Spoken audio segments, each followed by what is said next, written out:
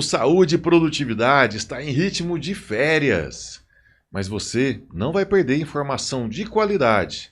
Acompanhe agora os melhores momentos da primeira temporada deste podcast que vem trazer qualidade de vida, saúde ocupacional e mais produtividade para você e para a sua empresa. Não perde nada.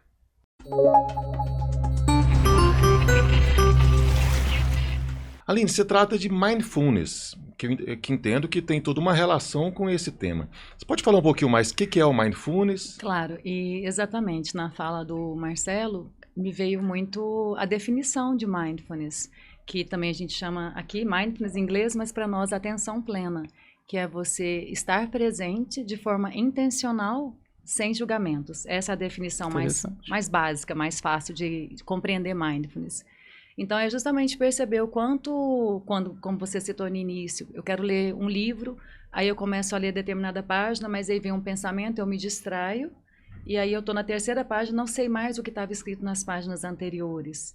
Então, essa questão do foco é diretamente ligada ao mindfulness, a desenvolver essa capacidade de perceber as distrações da mente, que são inúmeras, como você trouxe também, Marcelo, e escolher de forma intencional. Então, trabalhar a atenção plena, desenvolver essa característica, é você lidar, a perceber que eu me distraí em determinado momento e eu ter a capacidade de trazer a minha atenção de volta para o que eu estiver fazendo. E isso vai fazer com que eu desenvolva, com que eu esteja mais focado no que eu estiver fazendo. Independente da experiência que eu estiver vivenciando naquele momento, é natural, a mente se distrai. Mas a gente começa a conseguir perceber a distração da mente mais rápido. Logo que ela se distrai, eu percebo que eu distraí e eu escolho. Opa, deixa eu voltar, porque é importante para mim. Marcelo, e com foco, com a concentração, você que trabalha com líderes, com grandes executivos, o que as grandes empresas, os grandes líderes fazem e o que você me aconselha eles a fazerem para estar cada vez mais focados? Olha, acho que tem duas formas da gente abordar esse assunto, né? Uma delas é instrumental, a outra forma é como a pessoa funciona ou quais são os propósitos dela, né? Em termos instrumentais, eu gosto muito da abordagem da Franklin Covey. A abordagem da Franklin Covey tem uma premissa muito interessante quando se trata de gestão de tempo, que já é até uma inversão. Fala assim, olha, a gente não faz gestão do tempo porque a gente não consegue aumentar o tempo que nos é dado, 24 horas se quiser. Né? O que você faz é a gestão de prioridades e de investimento de energia no que você vai fazer. Mas existe toda uma técnica para verificar o que é urgente, o que é importante, que é uma matriz muito bacana, que por curiosidade veio do presidente o Eisenhower americano, muito bacana. Isso geralmente na abordagem instrumental ajuda bastante, porque você começa a retirar o que a gente chama de distratores, porque uma das dificuldades de manter o foco é os distratores, né? Agora, tem uma outra coisa muito importante, que eu acho que vai muito ao encontro do que a Aline trouxe, que é a presença, de fato. Assim, você pode até eliminar os distratores, mas isso não necessariamente garante que você estará presente no que você está fazendo. E penso que parte da presença tem a ver também com um trabalho de você entender o que você busca diante da sua realidade, sua atividade profissional. Aqui eu tomo muito cuidado para não entrar na ideia de propósito de forma um pouco prematura, porque eu vejo que algumas situações têm se usado de uma forma muito prematura. Todo mundo tem que ter um propósito. Às vezes a pessoa acabou de formar, ainda nem começou a trabalhar, você já tem que ter um propósito de vida. É uma pressão muito grande para alguém que às vezes não tem grandes referências ainda. Se encontrou, estamos juntos, mas nem todo mundo vai ter essa condição diante da sua realidade. Mas uma jornada para encontrar o que é valor, o que é significativo, a tolerância à frustração e o exercício do sacrifício, porque trabalhar tem a ver, eventualmente, com se sacrificar de fato. E a pergunta é, para o sacrifício valer a pena, tem que ter um motivo. E aí é o problema muitas vezes. Se você às vezes já tem as ferramentas, mas a pessoa não tem clareza do porquê fazer certos sacrifícios, buscar o que é prazeroso vai ser muito mais tentador. Eu gosto muito de uma abordagem que fala neurologicamente, falando, olha, a gente tem energia atencional para manter o tempo que a gente quiser, inclusive com pouco sono, se você for preciso. Mas o problema é que os nossos afetos, a nossa interpretação afetiva da realidade começa a desbalancear a ponto de você perder a atenção de uma coisa e começar a priorizar a outra. Então, vamos lá, eu estou assistindo uma aula, de repente aquela aula é fantástica. E você consegue ficar até meia-noite, ouvir um vídeo, você fala, viu um podcast, nossa, que coisa excepcional, eu vou dormir, não dorme, vou dormir, não dorme. Você fica ali muito e muito tempo focado. Por quê? porque aquilo te mobilizou emocionalmente e aquilo te fez prestar atenção naquilo durante muito tempo.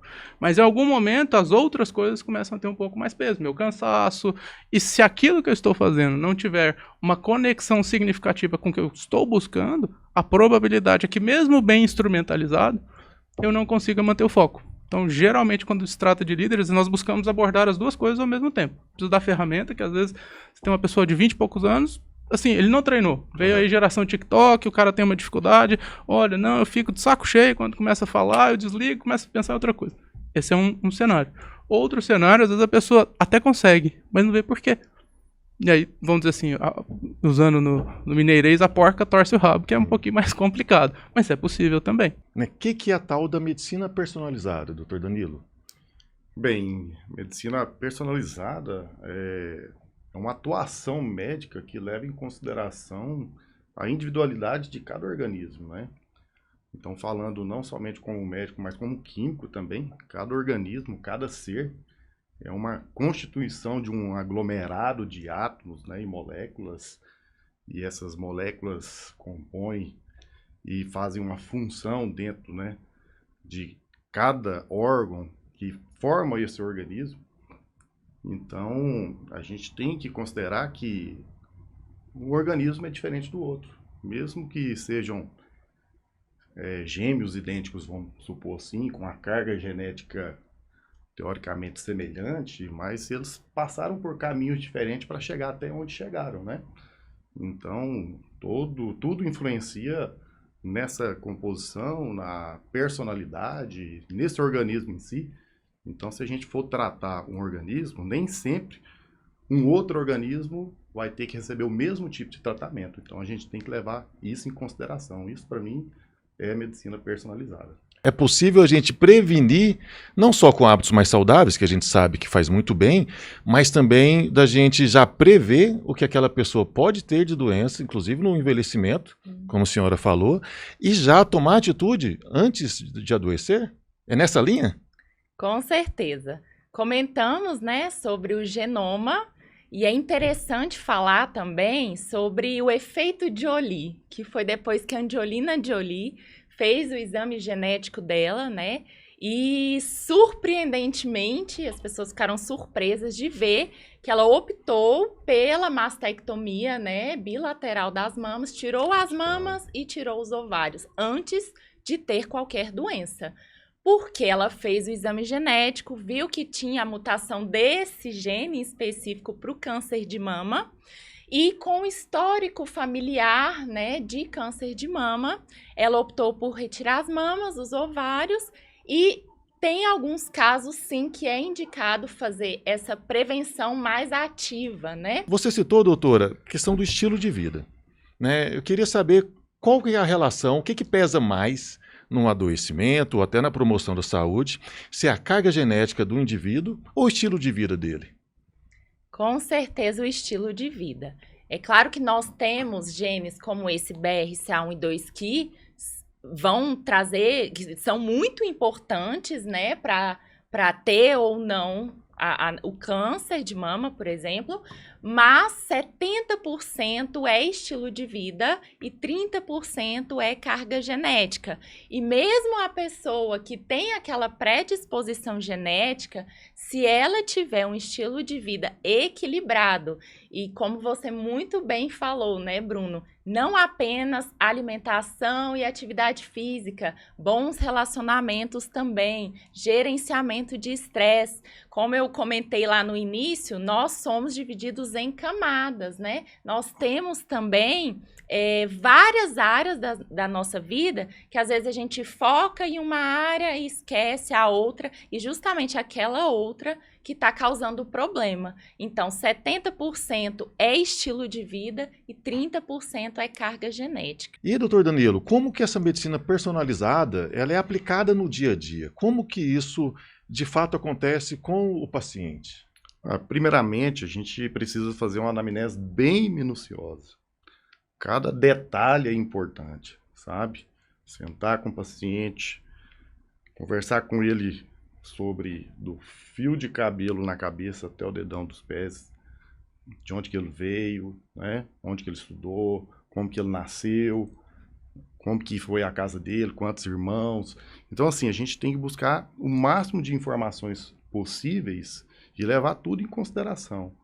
Muitas vezes ali numa anamnese bem feita, um detalhezinho é a chave do sucesso para o tratamento daquele problema que aquele paciente tem, sabe?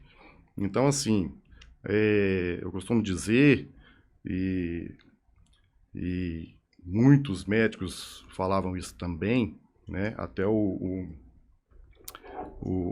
médico muito famoso que é do nosso médico aqui de Goiás, lá do UFG, que eu esqueci o nome dele, é o do livro de... esqueci o nome do livro.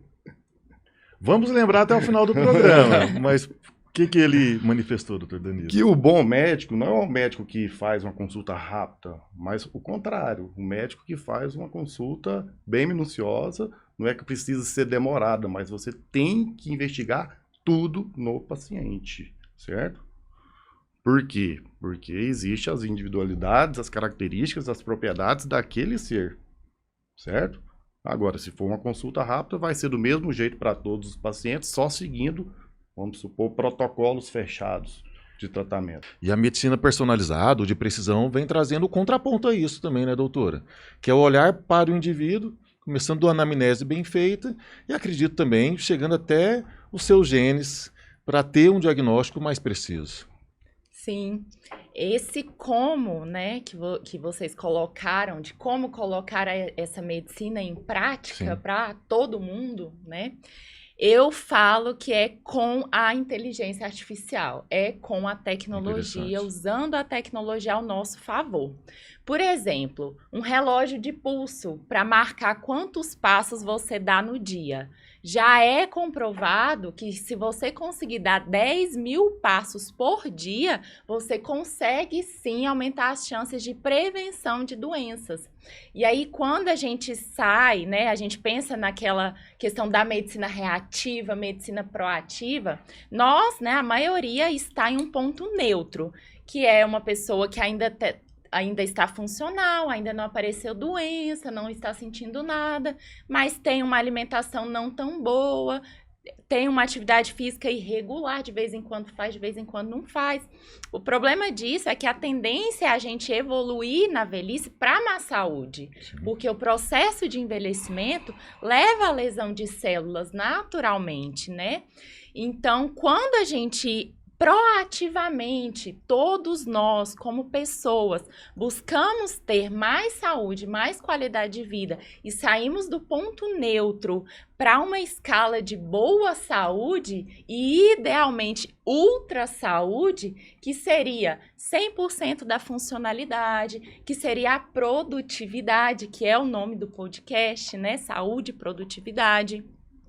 Que seria uma alimentação regular, uma alimentação boa, com muitos nutrientes e nutrientes variados, seria a atividade física, né, de forma regular, de forma correta.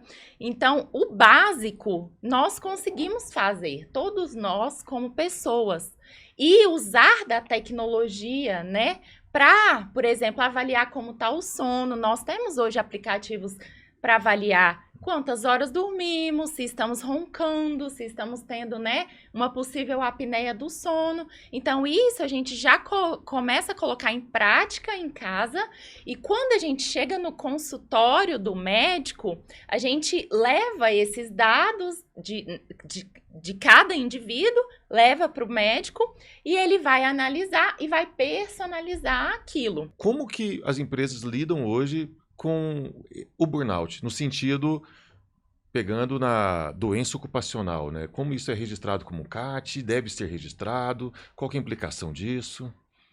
Sim, se você tem um diagnóstico de burnout, né, que seria esse estresse, chegou a esse ponto, né, é doença ocupacional. Agora, existe é prevenível, que é o que eu estava tentando falar. Tudo depende da organização do trabalho, né? Então, muitas vezes, a gente precisa olhar para essa empresa e ver o tipo de organização. O que a empresa pode fazer para não ter que abrir uma CAT de burnout, né? Então, ela tem que estar atenta ao ambiente interno, né, do trabalho. Ela tem que estar atenta à organização desse trabalho, né? Porque, assim, como eu disse, cobranças são ok, são do trabalho, metas, todo mundo tem que bater, né? Faz parte. Claro. Agora, em que nível, como está sendo isso? Você dá condição desse trabalhador exercer a atividade dele? Você tem um ambiente saudável para que isso seja feito? Isso não depende tanto assim, tem que ser bonito, ter porcelanato. Não é isso. Tem muito a ver com a equipe. Então, assim, você trabalha, você consegue incentivar os seus trabalhadores a que trabalhem em equipe, você tem uma divisão desse trabalho, porque ninguém trabalha sozinho, como eu ouvi outro dia, né? O trabalho, por mais individual que seja, ele depende do coletivo. E esse coletivo dá muito suporte para você fazer seu trabalho. Porque você tem um colega ali perto, mesmo que ele não está dando palpite direto, você tem aquele suporte. E isso protege que esse estresse venha se tornar um burnout. Então, eu tenho um burnout, eu tenho um diagnóstico, mas aí eu acho que tem o olhar para esta empresa, né? Como é a organização do trabalho dela? Como são as metas? Como é lidado, né, o dia a dia do trabalhador? É feito um feedback, né? Você tem esse costume, você tem um laudo ergonômico onde diz que as suas condições de trabalho, a sua organização de trabalho funciona assim ou assado, e você tem como comprovar isso? Aí a gente chega, eu não sou advogada, né, claro, mas eu acho que se eu tenho uma empresa onde eu tenho uma organização e tenho como provar que isso existe, é mais difícil eu ter um diagnóstico de burnout, eu ter que abrir uma CAT por burnout. Agora, se eu tenho o diagnóstico de burnout, eu não tenho muito como comprovar como eu trabalho. E realmente, os meus superiores imediatos são quase feitores, aí o negócio é feio. Aí é CAT mesmo, Bruno, não tem jeito. E como toda situação que envolve saúde, a prevenção A ainda é prevenção o melhor é a melhor remédio. Como a psicologia positiva se relaciona com burnout? Tá, Bruno, para mim isso é um tema muito interessante, por quê? Porque no doutorado eu estudei 2 bases teóricas, né? Que foi a clínica psicodinâmica do trabalho, que é Dejur, que é psicanalista, né? Sim. Aquela coisa toda, psicanálise, Freud, né? E onde, apesar de que Dejur fala sobre o prazer, e ela não atuar sobre a psicopatologia do trabalho, mas acaba que você fala muito de fatores adoecedores, certo? Ok. É algo que é levantado e visto. Eu fiz um estudo também sobre a psicologia social, que foi as representações sociais, Sérgio Moscovici, né, que foi minha tese de doutorado, e atualmente eu estou na psicologia positiva e organizacional do trabalho.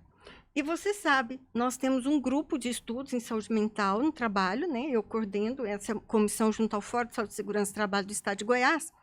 O nosso último encontro, Bruno, foi um desabrochar, ou, né, na linguagem da psicologia positiva, foi um florescer. O que aconteceu, né? É um grupo aberto, qualquer pessoa, qualquer profissional pode participar. E quando a gente chegou ali, a gente foi contando o que cada um estava passando, né? Por exemplo, eu fui diagnosticada no semestre passado com estresse, transtorno de estresse pós-traumático. Então, para mim, foi a melhor coisa que aconteceu na minha vida. Por quê? Eu percebia que existia alguma coisa, mas eu não sabia o quê. A partir do diagnóstico correto, né? Claro. O que eu fiz? Eu fui buscar as terapias necessárias. E foi fantástico, né? Porque aí você vai atrás. Terapias alternativas, terapias de bem-estar, terapias que buscam realmente a saúde. Mas quando você diz assim, qual o olhar da psicologia positiva organizacional do trabalho? É fantástico. Por quê? Porque apesar de ter esse olhar para fazer um mapeamento de risco, olha o que eu disse, olha, fatores psicossociais de risco e protetivos. Então, o foco da psicologia positiva, organizacional do trabalho, é o positivo, entende? O positivo em que sentido, né? Não é a fala da Poliana, né? Tudo é bom, tudo é maravilhoso, não é isso, porque isso não existe, né? Mas é o positivo no sentido assim, eu tenho virtudes, eu tenho forças de caráter que são tão ou muito mais importantes do que qualquer tipo de dificuldade, de adoecimento que eu possa ter, certo? Então, ela faz você lançar mão disso, né? Nós estamos falando de gratidão, né? Nós estamos falando de virtudes positivas no dia a dia, né?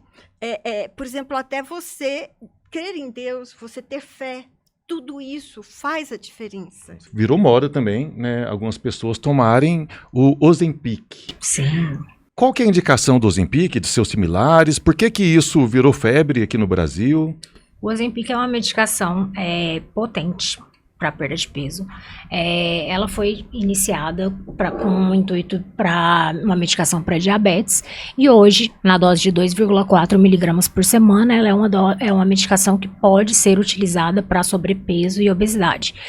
Sobrepeso a gente fala que quando a gente tem um IMC acima de 25 associado a comorbidades, obesidade a gente fala com um IMC acima de 30, o Ozempic está liberado aí para a gente melhorar e tentar procurar perder esse peso. O Ozempic é uma medicação que atua em diversos sistemas. Ele atua aumentando a produção de insulina, aumentando a liberação de insulina. Ele atua a nível do sistema nervoso central, diminuindo sim o apetite, através da grelina, da leptina, que são hormônios que promovem saciedade, que promovem fome, então, e principalmente atua a nível intestinal, retardando o esvaziamento gástrico. Então, assim, eu deixo o estômago mais cheio, o estômago fica. Normalmente, quando a gente não faz uso da medicação, nós comemos, logo metabolizamos, o que a gente come no estômago vai para o intestino. No Ozempic, o que ele faz? Ele retarda esse esvaziamento gástrico. Consequentemente, o estômago ele fica mais preenchido. Então, ele avisa para o cérebro: eu estou preenchido, eu não estou com fome. Não é para liberar o hormônio da fome, que a gente chama de grelina. É para liberar o hormônio da saciedade, que é o chamado de leptina. E aí tem toda essa questão. Então, ele é um análogo de GLP-1. O GLP-1, ele é um hormônio que é liberado também pelo intestino. E a gente, logo depois que a gente come, e quando o Ozempic ele faz que o GLP-1 perdure durante o dia. É uma medicação muito interessante, porque ela não atua a nível do sistema nervoso central, deixando o paciente, que nem muitas medicações que a gente tinha antigamente, anfepramona, fenproporex, que às vezes atuava a nível do sistema nervoso central e às vezes trazia um prejuízo de saúde mental para o paciente. Então, eu acho o Ozempic muito bacana por conta disso. E a gente consegue, sim, trabalhar usando o Ozempic, eu sou muito a favor dele, e modificando o estilo de vida do paciente ao mesmo tempo. Então, assim, eu não sou uma médica nem um pouco contra o uso de medicações para auxiliar nessa perda de peso, e acho que, assim, não é que quando eu vou tirar vai ter rebote. A partir do momento que o paciente modificou o estilo de vida, ele melhorou a cabeça, ele está fazendo atividade física, a gente consegue sim manter o peso perdido da melhor maneira possível, a partir de que a gente fazer acompanhamento multiprofissional. E tem um desafio que eu concordo com você, que é o desafio de comer bem. E o comer bem não é comer o bem do taurino aqui, né? Que taurino é morto de fome por natureza.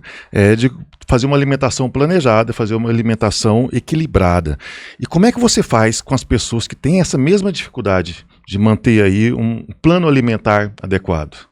Então, eu sempre falo que tem que começar pela organização e planejamento. Se você não tem um planejamento, vai chegar de última hora, vai ter um imprevisto, você vai comer o que tiver ou onde você estiver, né? Então, eu sempre falo, a partir do momento que eu entrego um plano alimentar personalizado, de acordo com a rotina daquela pessoa, ela tem que ter ali no carro, na mochila, alguns lanchinhos de imprevistos ali para os dias que tiver mais corrido, ela poder recorrer a lanches saudáveis.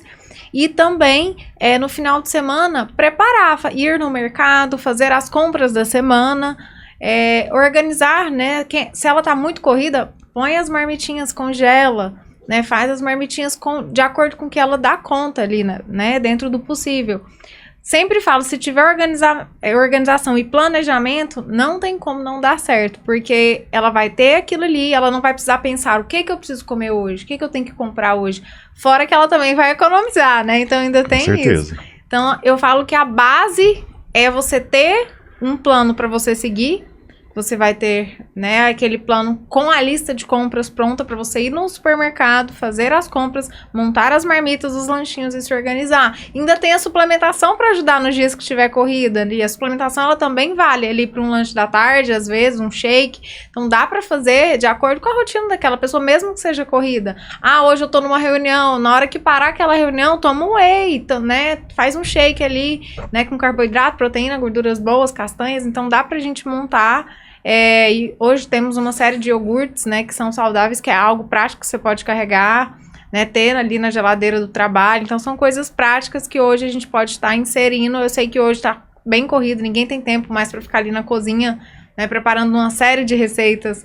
Então, dá pra gente organizar com o que a pessoa realmente tem disponível na casa dela, adequando as quantidades. Que eu acredito que o que eu prezo mais é a qualidade do alimento dentro das quantidades que a pessoa consiga fazer sem sofrimento, sem sentir fome. Muita gente acha que para perder peso tem que fazer só cardio. E, na verdade, ganho de massa também é essencial para perda de gordura. Na verdade, eu nem falo que é essencial, talvez seja um dos pilares, né? O pessoal pensa que basicamente eu tenho que fazer aeróbico para poder emagrecer.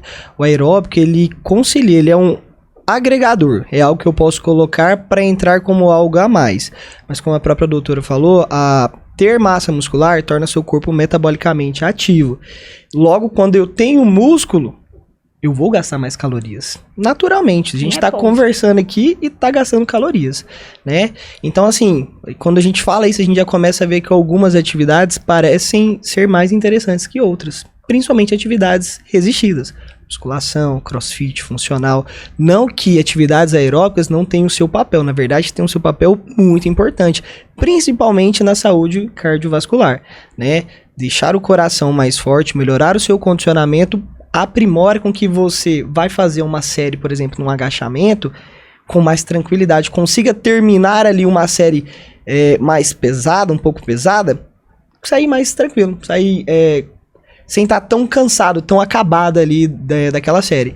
Mas, quando a gente vai pensar em emagrecimento, em uma questão estratégica, musculação sempre vai sair na frente. Ela é a base, não tem como a gente fugir dela. Doutora Renata, e a suplementação entra também como um caminho viável, né, para conseguir ganhar mais massa, né, ou conseguir fazer a redução do peso sem reduzir também a massa magra. Para que serve a suplementação? Como ela deve ser usada? Ela substitui as refeições? Explica um pouco mais sobre isso. Então, a suplementação ela serve para otimizar o resultado, mas ela não serve como, eu não gosto de usar a suplementação como substituto de refeições, só em casos em que realmente a rotina da pessoa permite aquilo como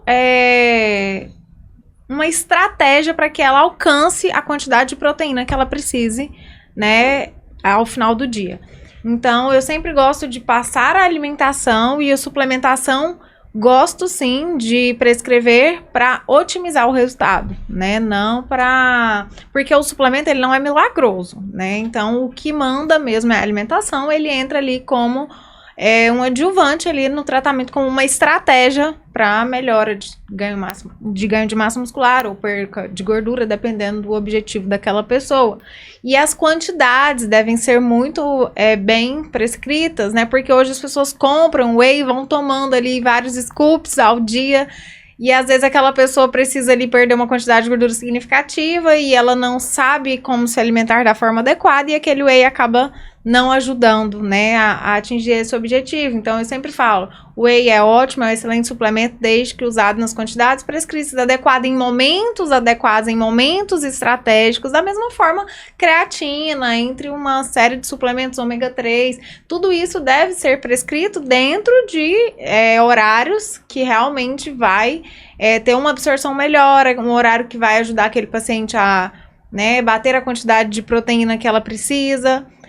Por exemplo, se a pessoa tá o dia todo ali, tem vários treinos ao longo do dia, um triatleta, por exemplo, ele precisa de suplementos também de carboidratos entre uma atividade e outra, senão ele não vai conseguir ter uma performance. Então depende se aquela pessoa tá precisando realmente de ganho de massa, de performance no treino, ou se de perda de gordura. Então nós temos que adequar, cada paciente é único e nós precisamos adequar a suplementação e o plano alimentar de acordo com o que ele realmente está buscando no objetivo, com o caso clínico dele.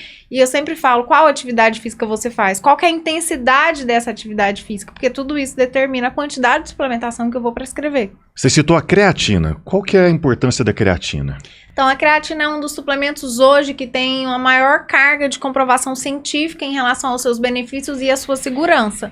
Então, um dos benefícios da creatina é maior resistência e força muscular, ela também promove o estímulo da renovação do tecido e ajuda também no controle da diabetes, modulando a quantidade de glicemia, modulando ali a hemoglobina glicada. E também ela promove a prevenção de doenças neurodegenerativas, como é o Alzheimer, o Parkinson. E além disso, ela também ajuda a evitar essa liberação do ácido lático, diminuindo os desconfortos musculares. E em lesões, ela também previne a perda de massa muscular. Então, além de potencializar, né, a síntese proteica, ajudando ali no ganho de massa muscular. E ela também tem benefícios no emagrecimento, né? Desde que, especialmente associada à musculação, né? E com uma alimentação adequada. Então, assim, a ideia é preservar a massa muscular enquanto se reduz ali o percentual de gordura. Então, ela ajuda também nisso.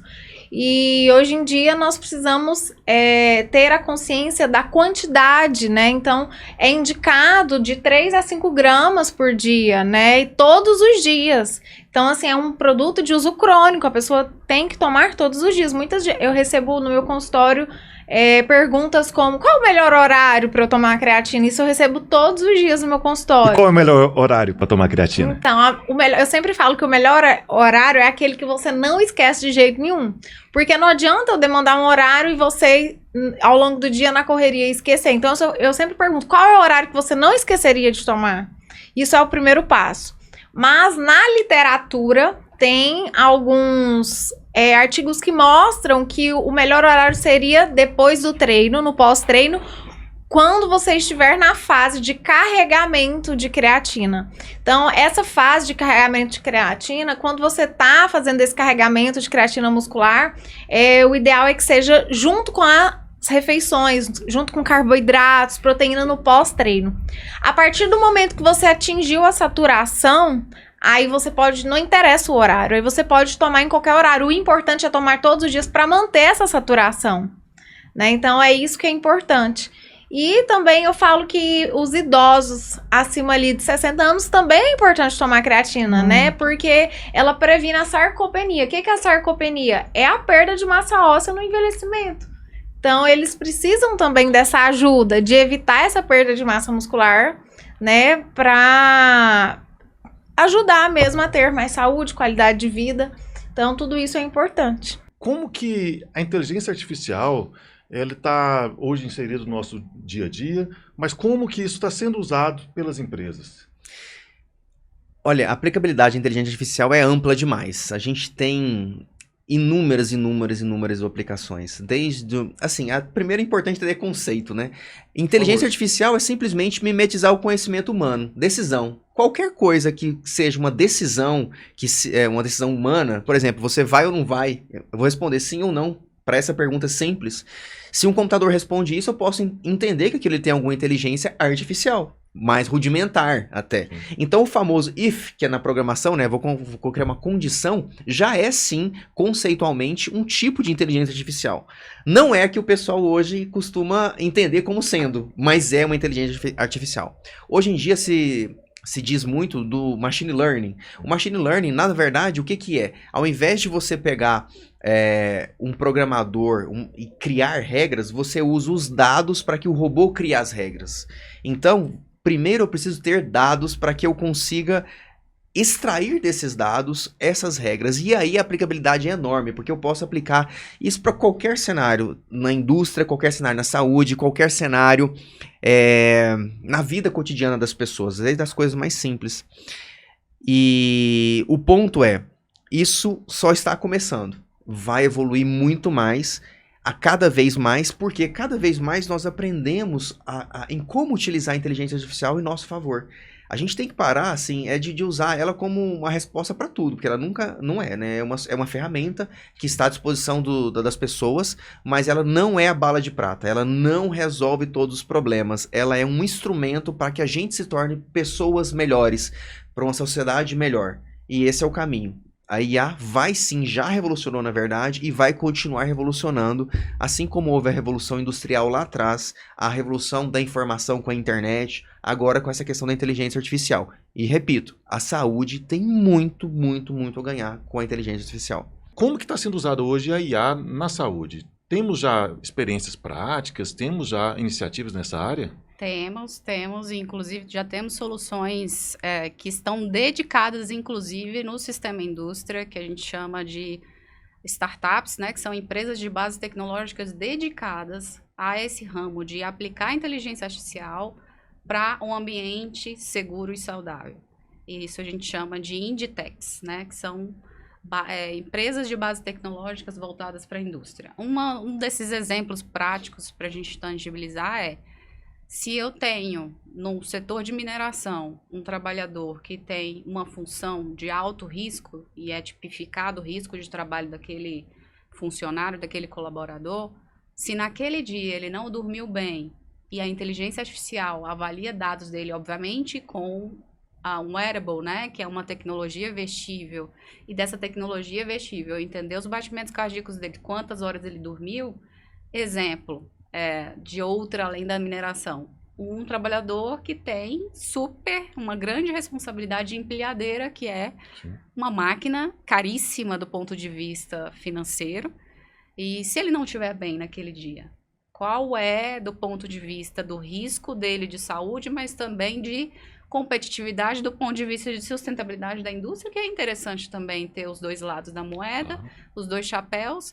Obviamente que saúde e segurança é uma grande prioridade, mas se o funcionário, se o colaborador não está bem daquele dia, a inteligência artificial vai me mapear isso e vai sinalizar para o gestor que é responsável por aquele posto de função a qual o trabalhador está inserido.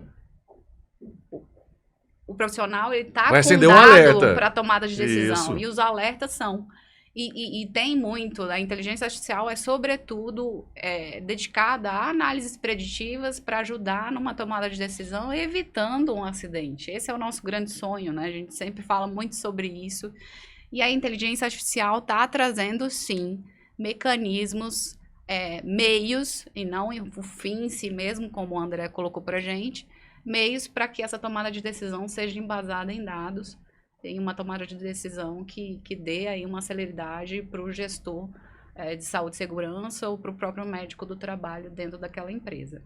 E eu já quero saber de cara, Geraldo, o que é Tai Chi Chuan? Legal.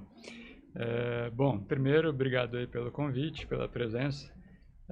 O Tai Chi Chuan é uma arte marcial chinesa que é bastante difundida atualmente. Só que muitas vezes ela é difundida como prática de atividade física. A parte propriamente marcial muitas vezes é para treinos mais avançados, para treinos específicos. Então, na verdade, a gente costuma dizer não só arte marcial, como uma arte corporal, para deixar um termo mais abrangente, mais aberto aí para uma série de fatores que o Tai Chi trabalha também. Então, essa arte ela foi desenvolvida a partir dos conceitos filosóficos da tradição chinesa e a partir dos conceitos também da medicina tradicional chinesa. Então, desde o início, ela se desenvolveu também como uma prática terapêutica, uma prática de autocuidado, uma prática mesmo de saúde, né, voltada para a saúde, com esse foco em prevenir principalmente, mas também ajudando aqueles que precisam a fazer alguns tratamentos específicos, né, como auxiliar desses tratamentos e de recuperação. Então, o Tai Chi Chuan, na verdade, em termos de prática, ele é bem abrangente, assim, envolve meditação, envolve respiração, envolve alongamento, fortalecimento, e aí, enfim, cada um pratica com um propósito específico, cada um tem objetivos específicos dentro da prática, dentro da arte, e é nesse sentido que a gente tem um público bem diversificado praticando atualmente no mundo todo, né? Uma publicação de uma revista esportiva disse que o Tai Chi Chuan é a arte marcial mais praticada no mundo atualmente. E realmente, né, se a gente considerar todas as pessoas que praticam, principalmente em termos de prática de saúde, com certeza é uma das práticas aí, a arte marcial mais praticada, sim. É por isso que eu vejo tanta sinergia do Tai Chi com a ginástica laboral, que é o momento da pausa, em que exercita-se, né, tanto a parte física, mas também coordenação motora, relacionamento dentro da empresa, e agora essa prática de olhar para dentro, essa prática de parar e se ver né, de uma maneira mais integrativa e voltar ao trabalho logo depois, né, com maior potencial. Você tem feito esse trabalho também em empresas da China. Me conta um pouquinho mais como é que é essa experiência, Bruno. Eu tive uma experiência bem curiosa, né? Nós temos lá na cidade de Catalão uma empresa que chama CMOC, que é uma mineradora, onde os chineses, é uma empresa chinesa, né? Os chineses compraram e é um dos clientes, SESI Senai. Então nós fizemos um evento, uma feira de benefícios com eles, com algumas atividades esportivas, e uma dos serviços oferecidos foi uma prática de Tai Chi, né? Então eu ofereci para eles e eles, assim que eu mencionei o Tai Chi, aceitaram na hora, sem pensar. E aí sobrou para mim, né? Quem vai fazer essa prática? Fui eu lá. Que bom. Como tive um bom professor, me preparei, falei, vamos lá, vamos conduzir essa prática de Tai Chi para os chineses, né? Que, só relembrando, é uma prática de origem chinesa, né, professor? Então, ainda brinquei, falei, vou ensinar o padre a rezar a missa, e agora, né? E foi super legal, deu super certo, assim, montei ali uma aula aproximadamente de uns 15 minutos, né, tava lá toda a diretoria da empresa, os chineses, todos envolvidos, assim, eles curtiram, não só o evento em si como um todo, mas a prática, assim, deu para perceber que eles se envolveram de corpo e mente, literalmente, se envolveram, mas foi muito legal. Um fato curioso, estava até falando com o professor Geraldo, nós como professores natos, né, sempre que vai fazer alguma aula, a gente faz todos os movimentos de forma espelhada, né? Então a gente levanta a nossa mão esquerda e fala que é a mão direita. Então os movimentos são espelhados. E existe a saudação, né, professor? Antes de começar a prática de Tai Chi, existe a saudação. E existe a forma correta, né? Me corrija se eu estiver errado. Mão esquerda aberta, mão direita fechada. Isso. Certo? Só que como eu estava espelhado, eu fiz da forma inversa. E terminei lá, fiz a prática. Assim que eu terminei, chega uma chinesa até mim. Primeiro ela me elogiou, falou que eu sou um bom professor de Tai Chi, fiquei feliz. Aí ela falou, Bruno, preciso só te dar uma orientação, um toque. Quando você vai fazer a saudação, você não pode fazer com a mão direita aberta e esquerda fechada, porque quando você faz o oposto, é como se fosse ofensivo. Então, dessa forma, é um cumprimento, é uma saudação, mas quando você faz inverso, é como se você estivesse ofendendo a pessoa, chamando para briga, alguma coisa nesse sentido. Obviamente, eu me desculpei com ela, agradeci o toque que ela me deu, mas fora isso, assim, eles gostaram bastante, então eu tenho certeza que abriu portas para outros caminhos, para outros serviços envolvendo o Tai Chi lá dentro da semana. Opa, curtiu os melhores momentos? Que bom, eu vou continuar curtindo as minhas férias, mas você não pode perder a nova temporada do Saúde e Produtividade. Em janeiro a gente vem com tudo, com temas novos, novos convidados e muito mais informação de qualidade para você. Já curta também esse episódio, compartilhe e te vejo depois das férias.